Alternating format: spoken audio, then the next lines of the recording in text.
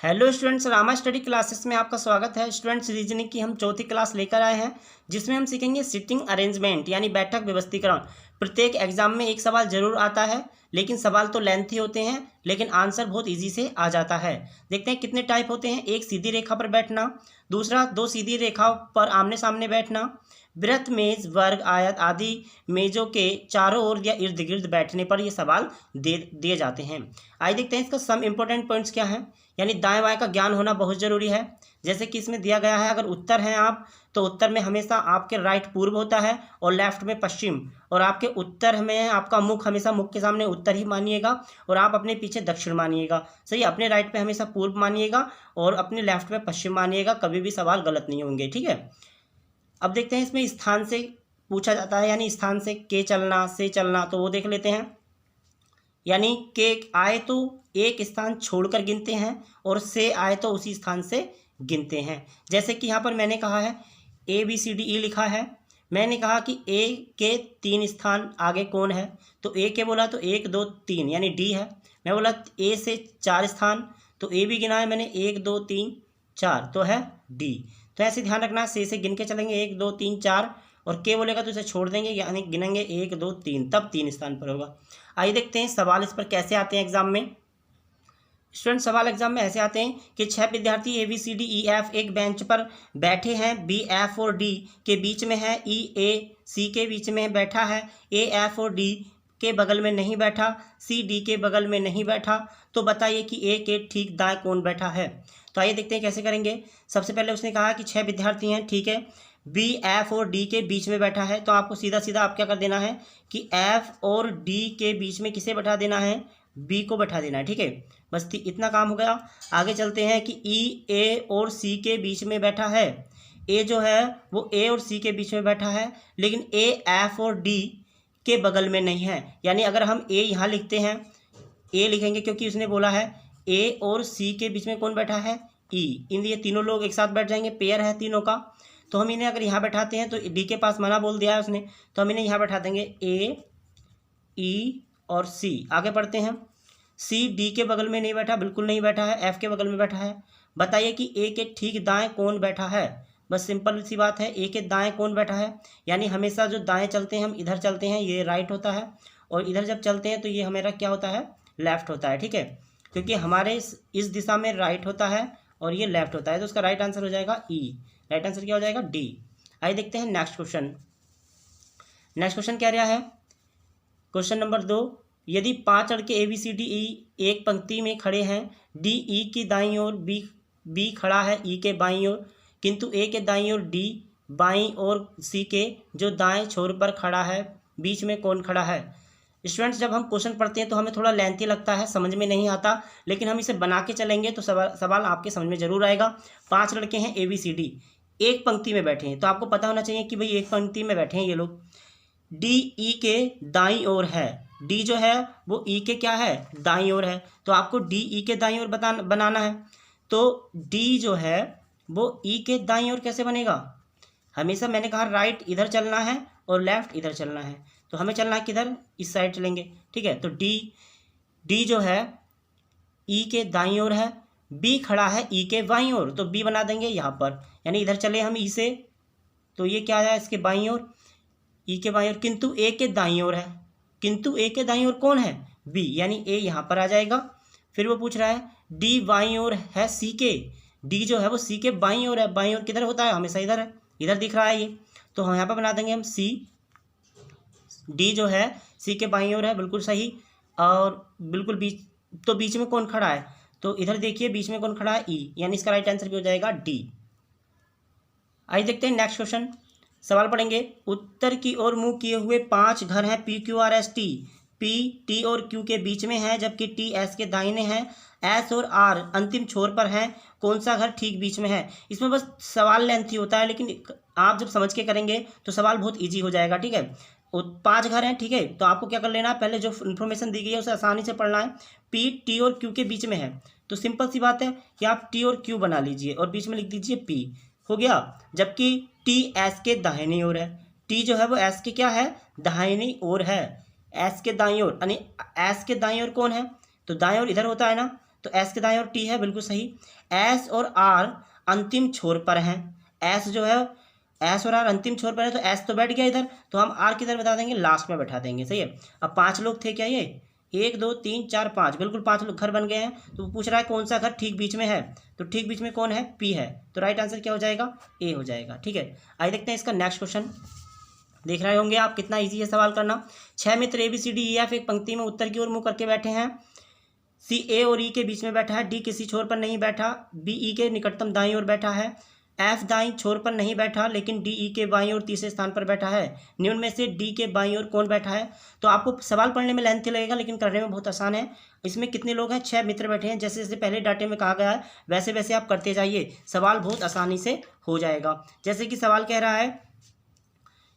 रहा है कि सी ए और ई के बीच में है। सी जो है वो ए और ई के बीच में है, तो सी लिखिए आप और ए और ई बना दीजिए। ठीक है, बस। डी किसी छोर पर नहीं बैठा, तो डी अब इसमें कितने लोग थे, 6, 3 लोग बैठ चुके हैं, तो 3 इधर बैठ जाएंगे। सही है, तो डी किसी छोर पर नहीं है। ठीक है, आगे ध्यान रखेंगे। वी ई के निकटतम दाईं ओर बैठा है। बी जो है ई के निकटतम दाईं ओर, निकटतम का मतलब पास बैठा, और दाईं ओर होता है इधर, यानी बी के दाईं ओर इधर है ये। सही है, राइट इधर होता है हमेशा और लेफ्ट इधर होता है, तो बिल्कुल ई के दाईं ओर बैठा है बी। सही है। एफ दाईं ओर, एफ दाईं छोर पर नहीं बैठा। एफ जो है वो दाईं छोर पर नहीं बैठा, लेकिन एफ छोर लेफ्ट पे तो बैठ सकता है। सही है, लेकिन डी ई के बाईं ओर तीसरे स्थान पर है। डी जो है वो ई के बाईं ओर, ई के बाईं कौन से स्थान पर, तीसरे स्थान पर। देखो ई के बोला है यहाँ पर, तो आप इसे छोड़ दीजिए, इसे नहीं गिनेंगे। 1 2 3, यानी यहाँ पे आ जाएगा डी। फिर क्या कह रहा है, तीसरे स्थान पर बैठा है। निम्न में से डी के बाईं ओर कौन बैठा है।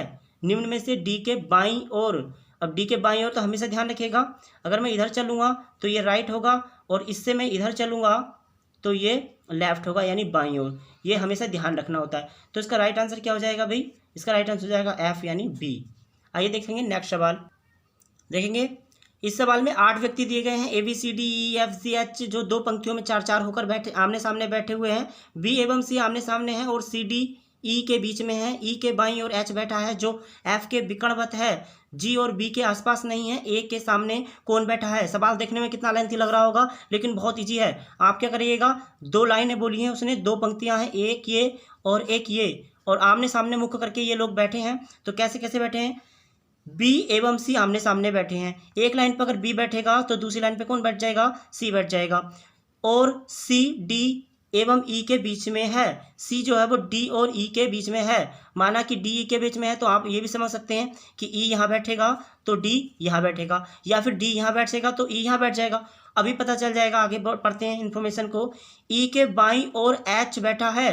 ई के बाईं ओर, अगर ई के बाईं ओर एच बैठा है तो ई के बाईं ओर एच यहाँ बैठेगा ना। ठीक है, अगर हम ई यहाँ बैठा देते हैं तो यहाँ तो पहले से सी बैठा है, और एक लाइन पे 4 से ज़्यादा नहीं बैठ सकते, तो ये 4 बैठ गए। आगे कह रहा है कि जो एफ के विकर्णवत है। एफ के विकर्णवत कौन है भाई, एच को बोल रहा है, यानी एफ बैठेगा यहाँ पर। आगे बढ़ते हैं। जी और बी आसपास नहीं बैठ सकते। जी और बी आसपास नहीं बैठेंगे तो एक व्यक्ति को छोड़कर जी बैठ जाएगा यहाँ पर। अब एक ही व्यक्ति बचा, ए, यानी पूरी लाइन में सब कुछ भर चुका है, ए बैठ जाएगा यहाँ। तो ए के सामने कौन बैठा है, तो ए के सामने बैठा है हमारे ई, तो इसका राइट आंसर हो जाएगा डी। ठीक है, आइए देखते हैं नेक्स्ट क्वेश्चन। देखिए नेक्स्ट क्वेश्चन क्या कह रहा है कि 6 व्यक्ति A B C D E F 2 पंक्तियों में बैठे हुए हैं, और प्रत्येक पंक्ति में 3-3 व्यक्ति बैठेंगे। यदि ई किसी व्यक्ति के अंत में नहीं है तो डी एफ के बाएं और एक को छोड़कर है। सी एवं ई अगल बगल डी के विकर्णवत सामने बैठे हैं, और बी एवं एफ अगल बगल बैठते हैं, तब बी के सामने कौन बैठा है। इन्फॉर्मेशन काफ़ी ऐसी तकड़ी लग रही है, लेकिन आपको बिल्कुल ईजी करना पड़ेगा। यानी हमारे पास 2 पंक्तियां हैं और उनमें 3-3 व्यक्ति बैठे हैं, तो हम पढ़ेंगे यदि ई किसी पंक्ति के अंत में नहीं है। सही है, ई जो किसी पंक्ति के अंत में नहीं बैठेगा, तो अंत में नहीं बैठेगा लेकिन बीच में तो बैठ सकता है। बिल्कुल ठीक, तो हमने क्या करा, उसने कहा अंत में नहीं बैठेगा। डी एफ के बाएं और एक को छोड़कर बैठा है।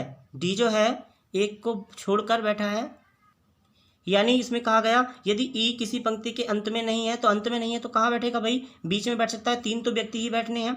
डी एफ के बाएं, आगे कह रहा है डी एफ के बाएं और एक को छोड़कर बैठा है, यानी डी जो है एफ के बाएं एक को छोड़कर बैठा है। जब डी एफ के बाएं बैठेगा तो डी बैठना चाहिए यहाँ पर, और किसके, एफ के, यानी एक व्यक्ति को छोड़कर।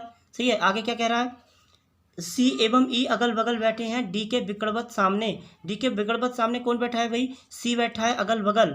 ठीक है, डी के विकल्प बैठ गया। फिर आगे कह रहा है डी के विकल्पवत सामने बैठे हैं और बी एवं एफ अगल बगल हैं। बी और एफ अगल बगल है तो बी यहाँ बैठ जाएगा। अब एक ही व्यक्ति बचा पूरी सीरीज में, ए ऑटोमेटिक यहाँ आ जाएगा। पूछा क्या गया है, बी के सामने कौन बैठा है, तो बी के सामने बैठा है ई। राइट आंसर हो जाएगा बी।